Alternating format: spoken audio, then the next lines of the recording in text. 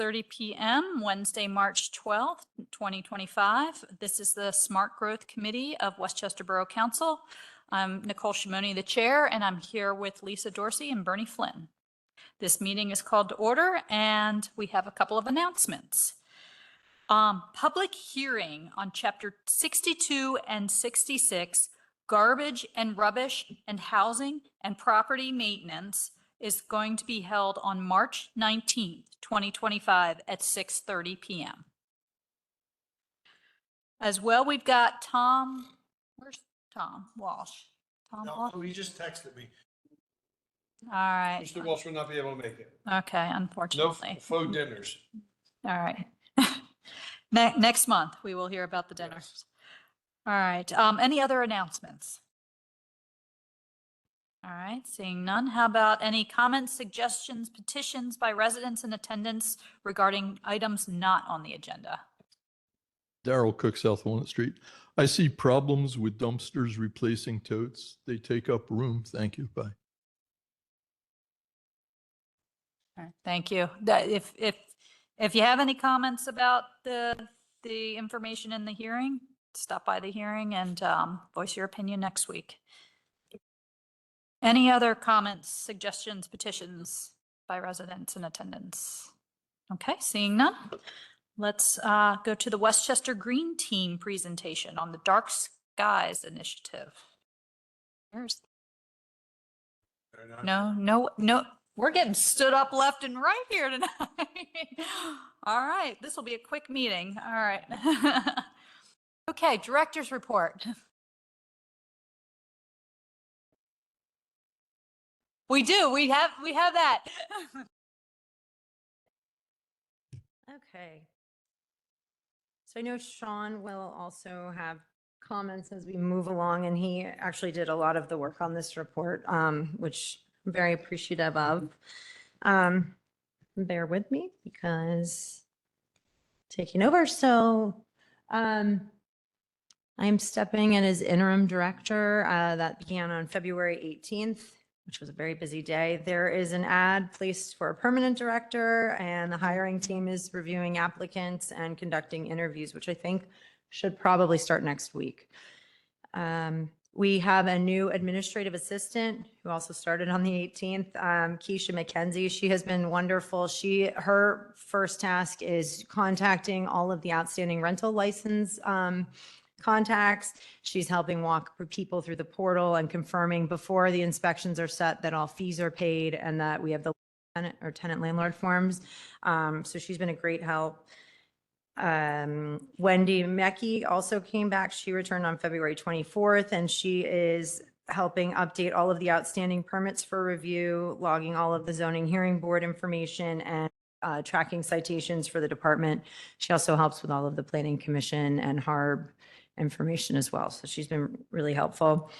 BCO Paul Edwards also returned on February 18th, and he has been reviewing new plans for building permits, and he has been doing inspections for those permits. But we also still have BIU on board who's finishing up and also helping out because there was sort of a influx in the last couple of months. So we're catching up on all of those. We expect to finish contacting all of the landlords with outstanding fees and tenant landlord forms. I would like to be done by Monday and start being a little stricter. I think the original letter said January 31st was the date that we needed a response by. But at this point, we're going to start contacting people and letting them know that they're out of compliance and they may lose their rental license if they don't start contacting us. Officers Roberts and Rosado are conducting rental license inspections with support from the third-party provider BIU. We are trying to tackle all past due inspections and bring all properties current to the 24-month inspection cycle. And after we're done with that, we will pivot to regular monthly inspection routines for all properties with the goal of reducing time between inspections to 18 months. And we'll keep the third party engaged to achieve this goal. Any questions on that? Yes. A couple questions. Sure. Okay. Number one, how many outstanding landlords fees or tenant forms are out there at this point in time?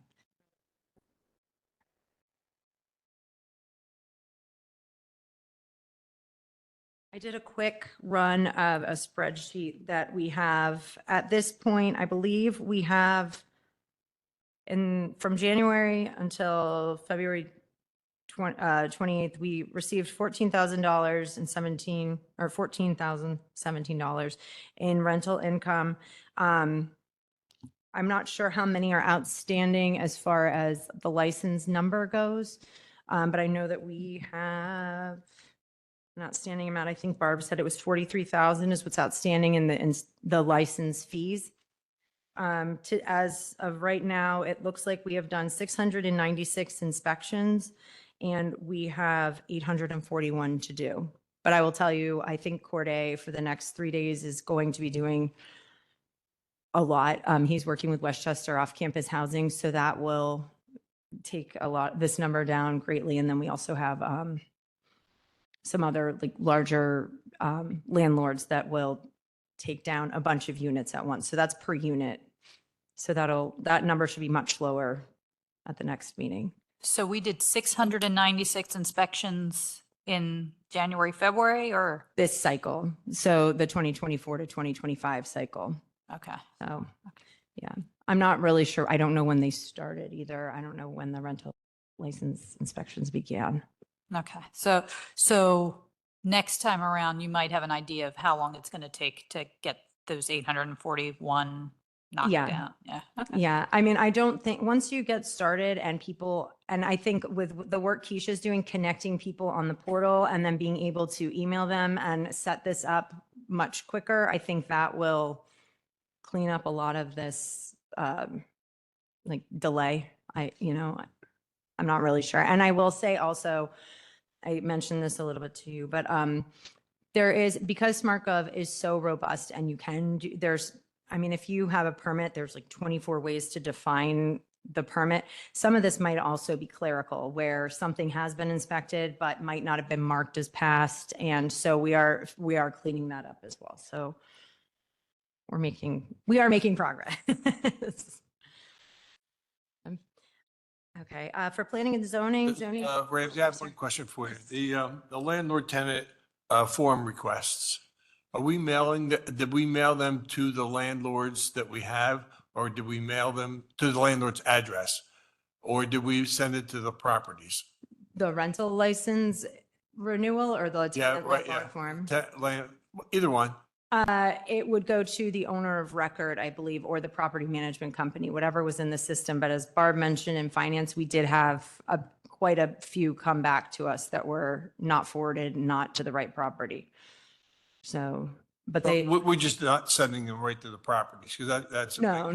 They're to whoever the landlord is, or if they've designated a local property management company, I believe that's who they were sent to.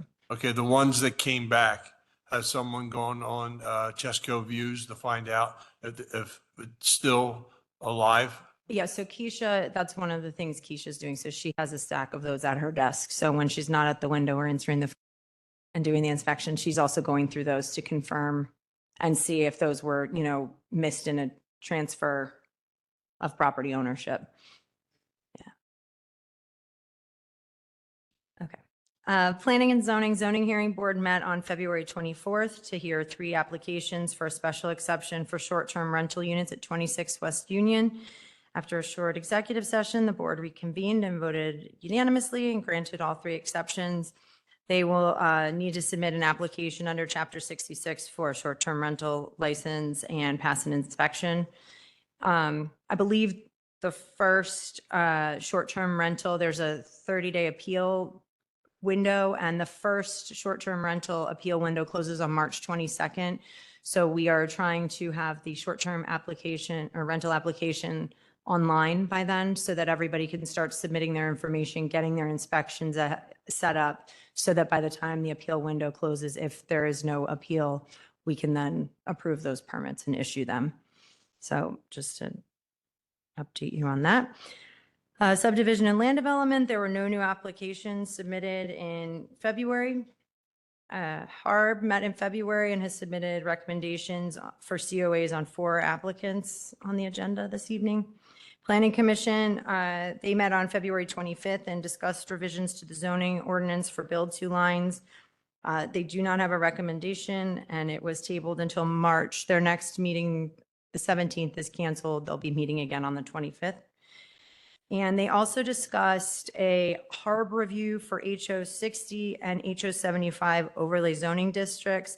And they had voted to recommend an amendment to council. I think it has further review from the solicitor on the legality of that. So I think there's more to come on that maybe next month.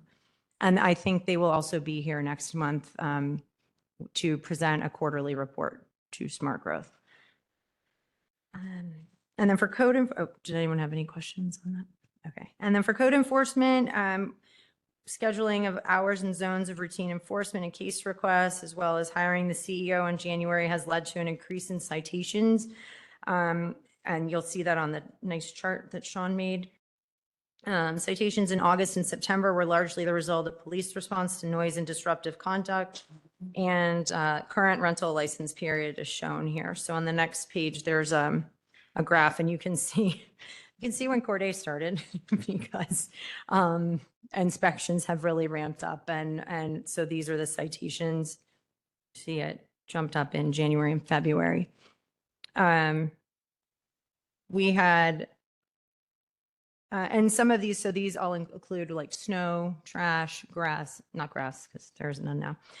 And then for February, the case requests received, these are through SmartGov. There were 41 cases received. And then these are the tickets that were issued through United Public Safety. Did you have a question? No, you looked like you were going to say something.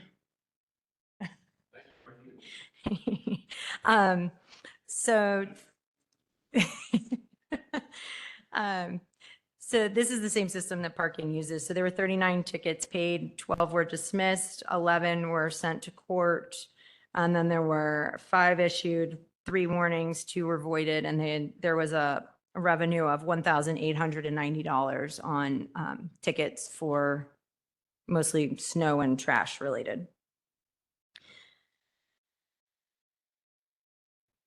With that part, yeah. Okay, says here the rental inspections, Corday jumped it up really well. And I think it says here annual rental inspections, 111 down the bottom of the report that we have here. Which one are you looking? This one here. Oh, yes, that was, yeah, I Yeah. gave away my last copy. My question is, how many does everybody pass? And if everyone doesn't pass, there should be an additional fee to go back and re-inspect if you fail. You are How do we handle, what's the percentage of failures, I guess? And or do we charge for a re-inspection fee? So this is just based on the spreadsheet that I had from Nick. So these are current statuses of pass fail. There were 568 passed, 128 failed. That does not include, like, those passed might have failed and then passed. So I don't have that historical information. We do not have a re-inspect fee. We do need a re-inspect fee. We have a re-inspect fee if you fail a construction permit inspection, but we don't have one for rental licenses. So I agree with you that that is something that should be put on the fee schedule. And I think we should also, I know we're also looking at the cost for the short-term rental license and at some point, the rental licenses as well. Yeah, my feeling is it's time versus benefit. Mhm. And if our inspector has to go back, schedule and go back, it's costs money to do it. Yes. And we should be assessing the landlord, the additional inspection fee. Yeah, How do we move forward, Chair? How do we move forward with that? well, I know Barb had started working on a spreadsheet to figure out, based on the settlement agreement from previous years, the appropriate way to create a fee. So I think we need to sit down with Barb and Sean and come up with the appropriate reinspection fee. And then we can also judge that based against some of the local areas that are similar to us, just to make sure we're being fair. Is that something that we can see next month, or is Yeah, there? I would like to see it next month. I know, Sean looks like he wants to see it next month. He does. It looks like he's working on it right now. on his Yeah. Pivot table. Yeah. Tell when Sean likes something because he smiles to himself. But yes, I do think we should have that zipped up before the next rental license season begins. So that's a, yes, I agree with him. So for rental licensing, let's see, Sean, rental license status report. Is that something you wanted to include?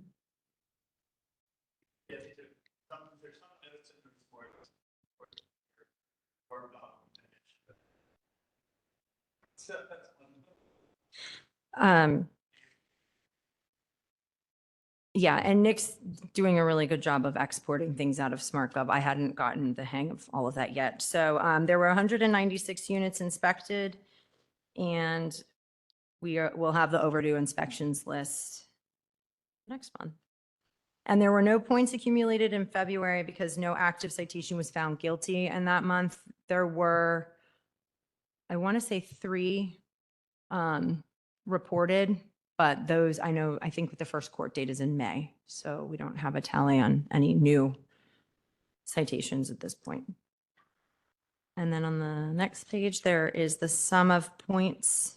If I may, I have to correct myself because right, and we did have we got 1 point, a property maintenance point.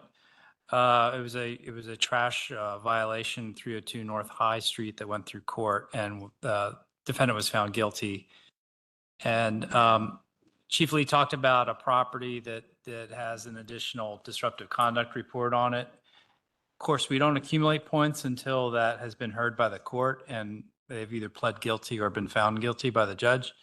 And that property is 315 South High. They do have 6 points against them, and they have that disruptive conduct report in the mix, as well as a trash violation, which would be, if found guilty, would be another point. So that would equal 10 if that happens. So that's why that conversation has progressed with that particular landlord, and the property actually is up for sale. And it's brought up all sorts of issues because the points accrue and stay with the property and with the tenants. So even if the landlord were to change, there would still be a few more months left. Let's say they close in April, there still would be a few months left in the rental season there. So we've been discussing that with the solicitor. So that's one property that has eclipsed the limit, should they be found guilty on those counts. Yes. They did provide a corrective action plan, and we have been talking to the landlord about steps for remediation, but Sean is right. And then you'll see the sum of points. I believe this is based on a pivot table, right? It'll be nice when the landlord does a corrective action plan prior to getting close to 10 points and not being able to sell their property versus, this late in the game. I mean, I'm assuming that they were aware that things were going on along the way. Yeah. They had to do a corrective action plan at 5 points. So when they got their third disruptive conduct report, that's where they have to do more work under the code, so to speak. And I wonder if the potential buyer is aware of this and the possibility of They are. losing. They are. And I also, from what I understand, I don't know if it's inappropriate to say, but the lease was not renewed with the current tenant. So yeah, I think that ends in May. Sean, Ramsey, at what point does cease and desist step in that he can no longer rent the property if he's over 10 points and corrective actions really don't matter? The borough has discretion to suspend or revoke license upon accumulation of 10 points. That's in the ordinance. Rental license. We're there, right? Yeah, it hasn't, Oh, we're not there yet? it has to be Oh, that's found, the other they have to be, court, it yeah. has to go through court, Yeah. which takes about 30 to 35 days. Yeah, I think the hearing is May 23rd. So And then does the ordinance, Sean, Mr. Metric, Is that like for perpetuity? Like it can never be a rental property again? Believe that that's discretion of the borough. That's the way I read it.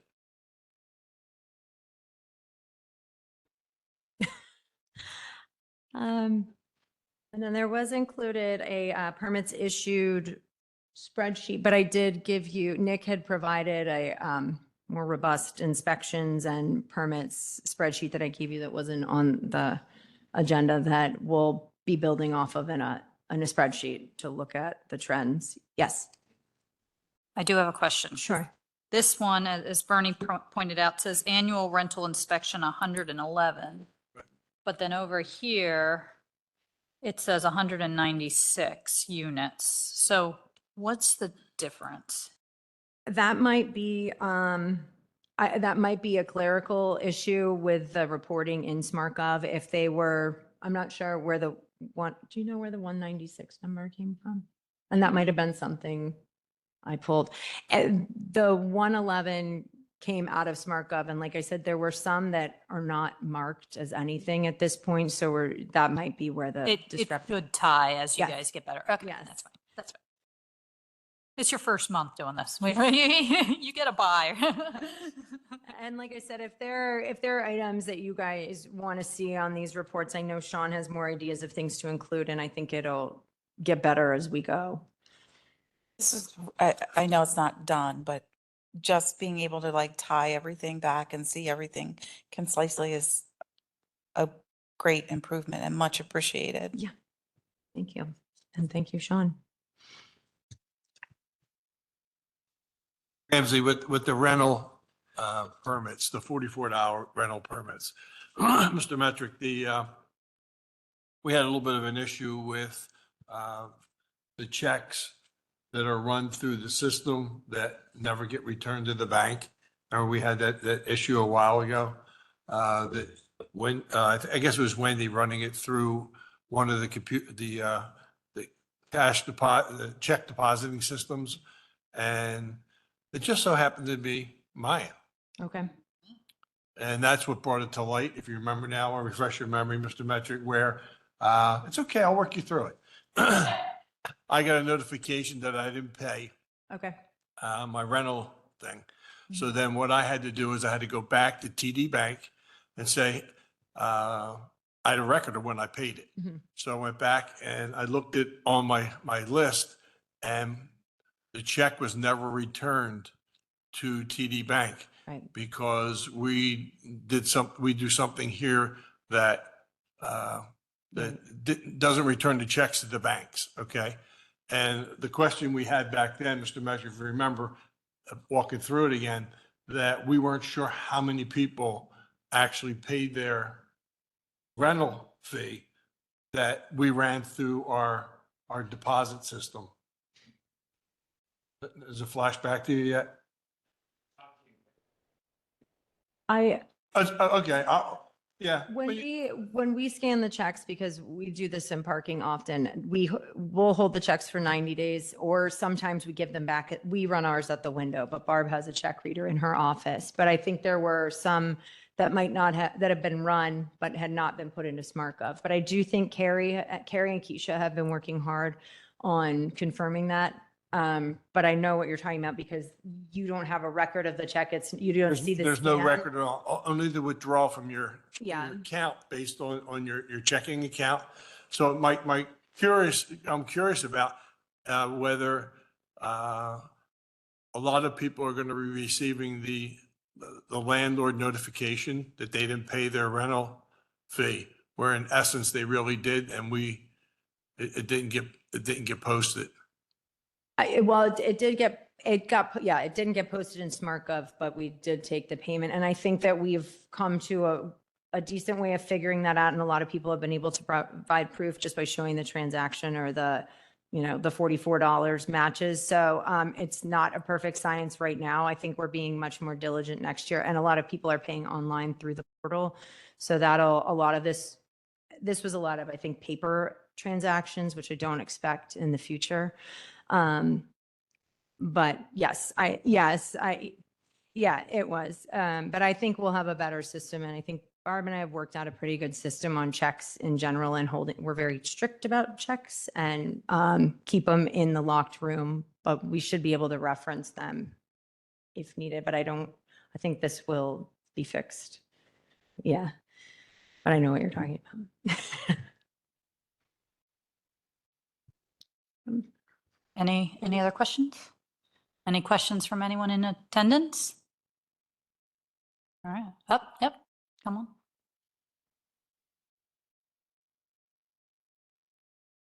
Joe Opelman, 410 West Chestnut Street. The fee for reinspection, they come out, they see something wrong every time. So could the first reinspection be included in the initial inspection fee? The numbers that Ramsey just shared is like 20% of the inspections are failing. Now, granted, the numbers are a little bit in flux right now, but 20% of, Just pay- yeah, gonna have to pay another fee. Joe, the way it normally works, do you own property? Yes. Okay, so if some well comes out and says, you know what, there's mold underneath your sink, and he notes that on the report, right? And he gives you a copy of it, and then he'll say, you have 30 days to respond back to us, okay? If you respond back to building and housing with a photo or something like that, within a certain amount of time, it's accepted as repaired.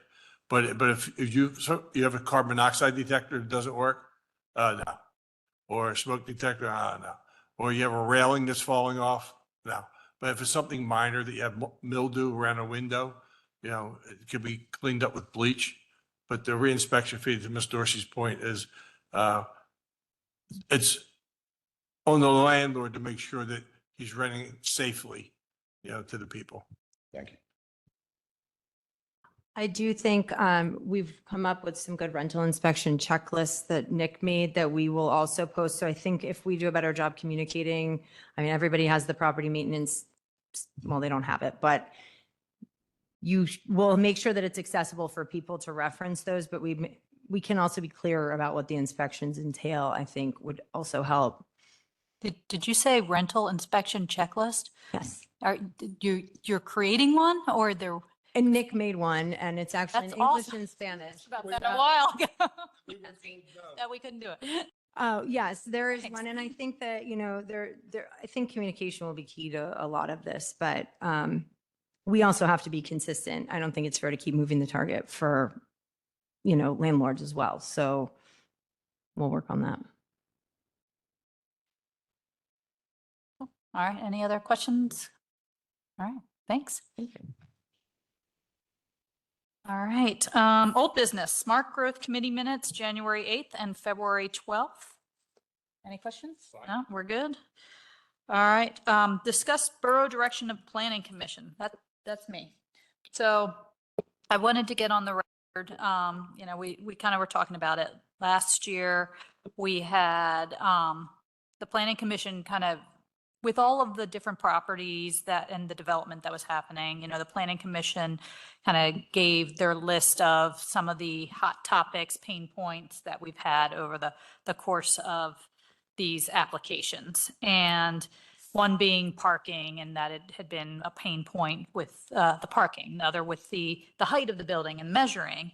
Both of those have been addressed, and we have had hearings, and we've made updates to make things easier and better understandable, easier for the community, better for the community, easier to understand for the builders.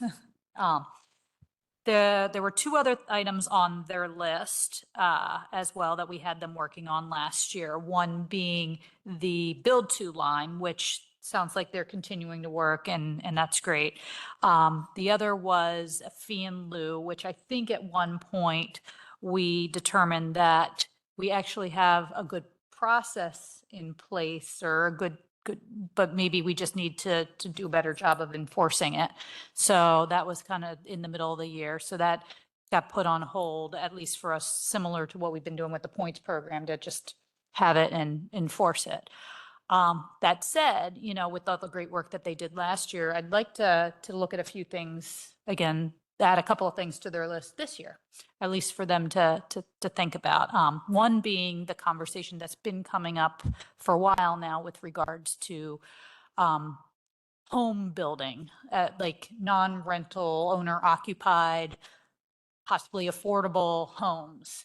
And are there any ways that we can modify our code or zoning? I don't know, to make it a little bit easier for builders to come in and actually build homes. And one thing that always comes to mind is the one where we talk about the lot size. Like, is there something about our lot sizes that if we modified what they needed to be, it could make it easier to have investors come in and build homes as opposed to big apartment buildings?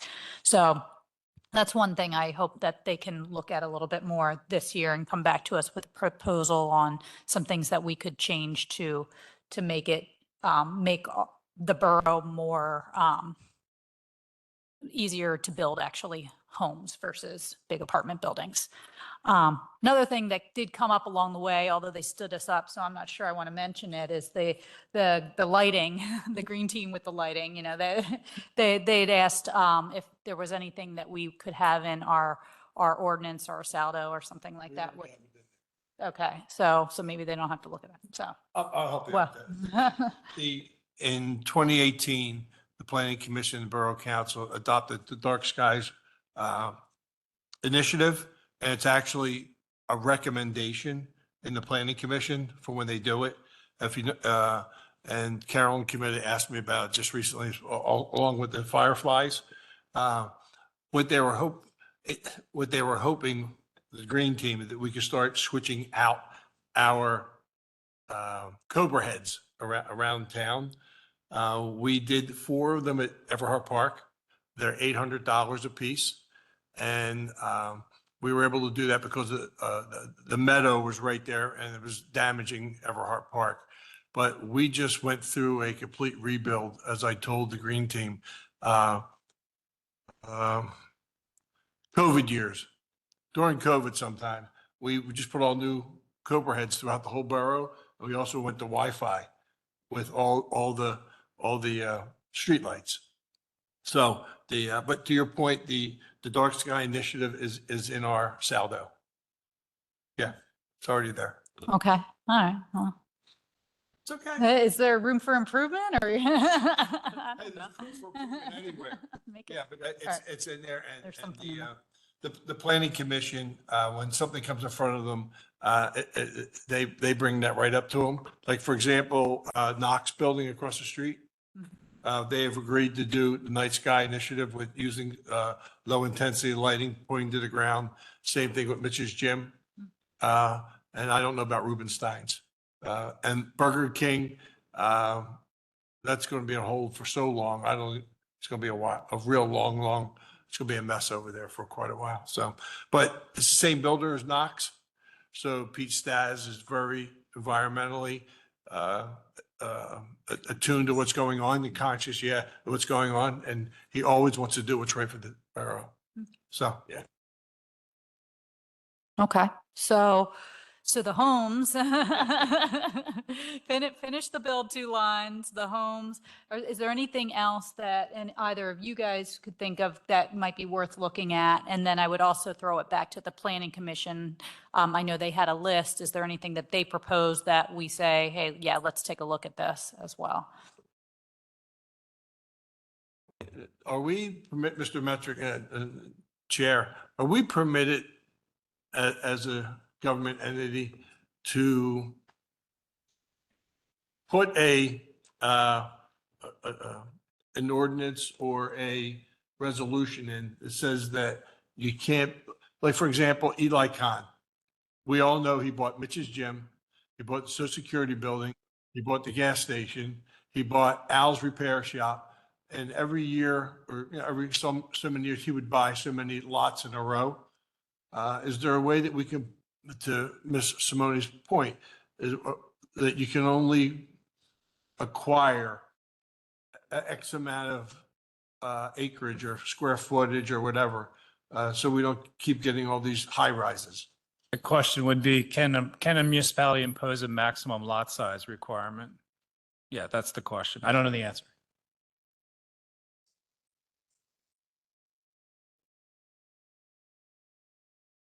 Yeah, I think I heard. So I think what you're saying is different than what Mr. Flynn is saying. You're asking if we can put a limit on how much any one individual can own or develop. Yeah, I didn't think Well, so. that you can't do. I could buy it, but set a requirement, knowing that we don't want our footprint to be Xed in.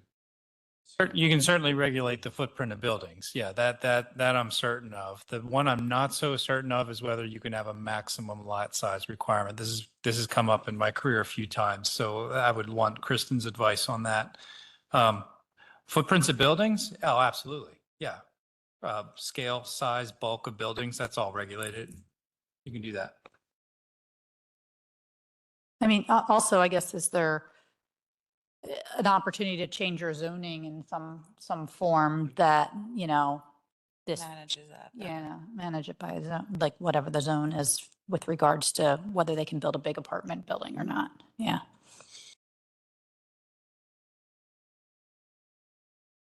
You could do maximum building cover size. You could do floor to area ratios. There's different ways to regulate the form of a building, and it's all, you can do that. Yeah, like for example, Eli just bought across the street here. He bought that whole row, the restaurant and all that stuff. What's stopping him from putting a high rise there or a mid rise? Development has to be done according to the codes that you have on your books. And in the event that someone doesn't or needs relief from those codes, they go to the zoning hearing board to get that relief. So it's the process is the same. Yeah, so it goes back to, so the planning commission, take a look at all of these different components and what makes the most sense from their position, like that they would propose for us to change to support the idea that we want to, now that we've got a gazillion apartment buildings coming into play, is there a way to make it easier to build more homes? More, And less, less apartment buildings. Yes, fewer apartment buildings, more homes that people, I think we talked about I was asked today, my understanding, we're like somewhere close to like 70% of the borough is rentals or something like that. Sean, correct me if my number's a little. Yeah, 2/3. So how can we even out that ratio a little bit would be a nice thing to see over time. Yeah, one thing you can't regulate in zoning is ownership. That's for. Right, yeah, vote, no, it's yeah. not about yeah, it's more about what style is getting built in order to be more home, yeah, understood. Any other things that anything from, any ideas from those in attendance here on things that could be pain points that maybe we need to see more of in the borough? No. Okay, all right.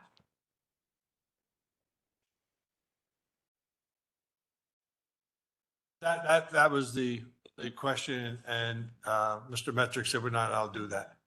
Yeah, so I was trying to stop them from buying, contiguous houses down a block so they could put up another mid-rise. But apparently we can't do that, so, yeah. The way to manage that is to manage your ordinances and zoning What can so be that built? the property are not conducive, the developments are not conducive to, 3, 4, 5, 600 unit properties. All right, cool. Lisa Kearns, West Biddle Street. Yeah, I agree with what you said, Lisa. We can't control if he wants to buy the entire town, I guess, but that's not really what you care about. You care about what's going into those places. And that would be the zoning and your comprehensive plan. I mean, your comprehensive plan is from what, 2017 or something? I mean, it's maybe time to look at that in its entirety to see if that's really what you want to use. Is that the way you want the borough to look moving forward?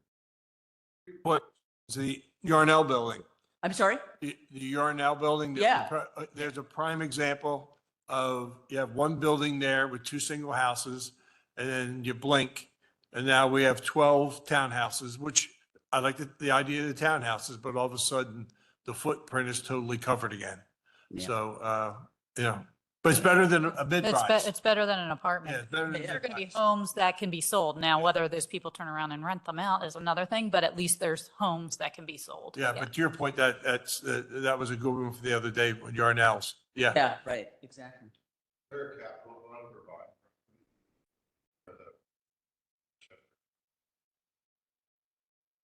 No. The question was whether there's, because you have to, the question, whether there's a capital fund for Westchester Borough to buy property. Properties have to be identified in a publicly approved and vetted planning document. And this happens sometimes, like with open space.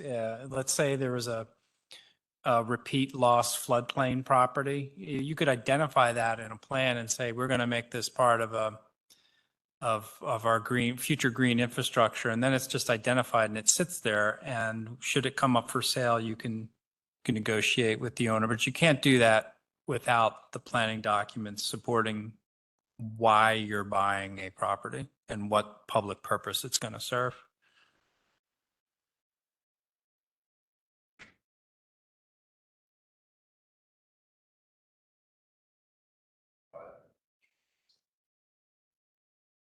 There was a property that was proposed to be given to us during one of our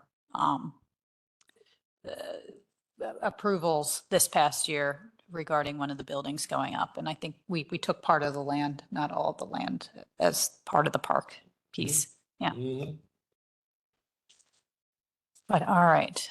So Ramsey, are you good on the direction for the planning commission based on this conversation?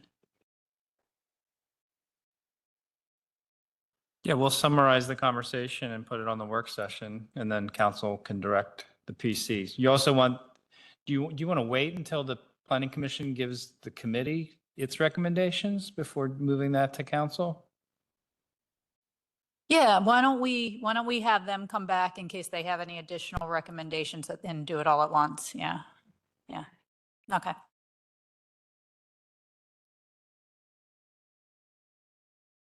Or might it be of value to ask residents too, what their ideas might be for future planning?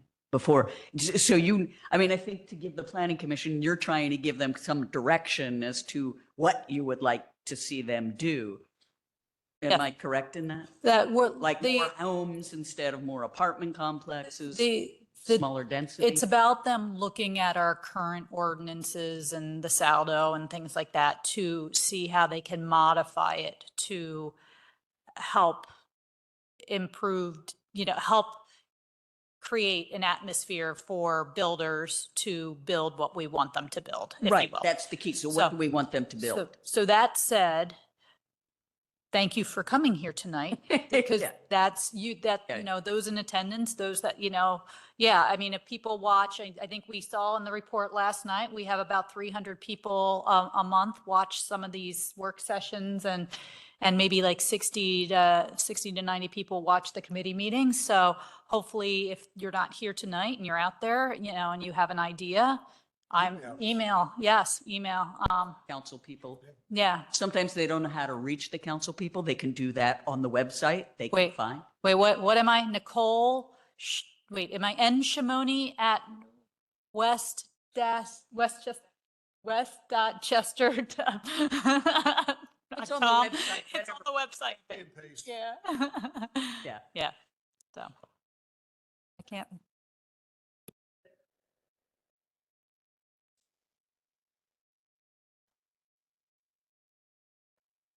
Yeah, I think it's been on our radar with the comp plan for sure, because it is old. It's got some good stuff in there, and it's got stuff that's related to the things we're talking about, it's just, we need to relook and refresh a little bit. Yeah, for sure. All right, so moving on to new business. Motion to approve dates for the 2025 open air market. Yeah, the dates would be starting the first weekend in May with the Friday, May 2nd, going through the last full weekend of September, ending Sunday, September 28th. Yeah, I'm okay with that. I mean, I think October got a little cold and sparse and, Yeah. last year. So, okay, we're good. All right, motion to direct the solicitor to attend zoning hearing 211 Dean Street. The applicant seeks a variance from chapter 112, section 805, clear site triangle.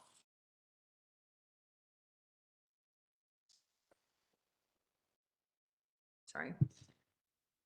This was reviewed, I think it's part of a shed, I think. I'm sorry. I was going back and forth on this, but there was a previously approved non-conforming and the applicant thought that, I guess in the past, you were allowed to extend a non-conforming use, but our zoning officer requested that said that application was denied and that they would need to file for an appeal for the site distance triangle. It's in the alley.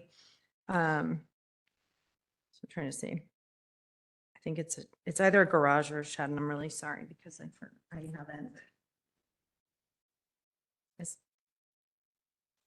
With an office. So they need a variance for site distance triangle, which I am not super familiar with, but I assume it has to do with site distance.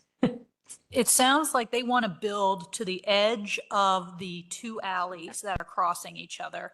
And so what that means is the people coming down each side of the alley can't see if there's another car coming. And there is a picture of the triangle in these attachments that we have here. And it looks, the triangle's it looks relatively large compared to the property size in the pictures that we have in our documents. I'm trying to find it on my, but I guess the question is like, how much of it do they not want to conform to? And is that safe? Feeling is if we don't understand it, let the solicitor go in Yeah. and decide what's right for the borough, because I wouldn't mind to make the wrong decision. And I'm sure the solicitor would make the right one. I like that idea. Yeah. Lisa, you go with that? Yeah, I'm good with that. I mean, Yes. Zoning is send not her my along. forte. Yes. Bigger brains than ours will deal with that. Okay, so then last but not least, motion to approve HARB applications. 100 West Gay Street front door replacement, 132 North Church Street sign repair replacement alteration, 120 North Church Street new dining platform, and 111 North High Street new wall mounted sign. I will So- say number 4 is actually 111 North Church Street, not High. I apologize. Would you guys like any details? I didn't have I believe questions on any of them. HARB approved all of them with some adjustments. but Yes. Yeah, all right, we're gonna go along with HARB. Okay, any other business? All right, seeing none, we are adjourned at 7:18 PM.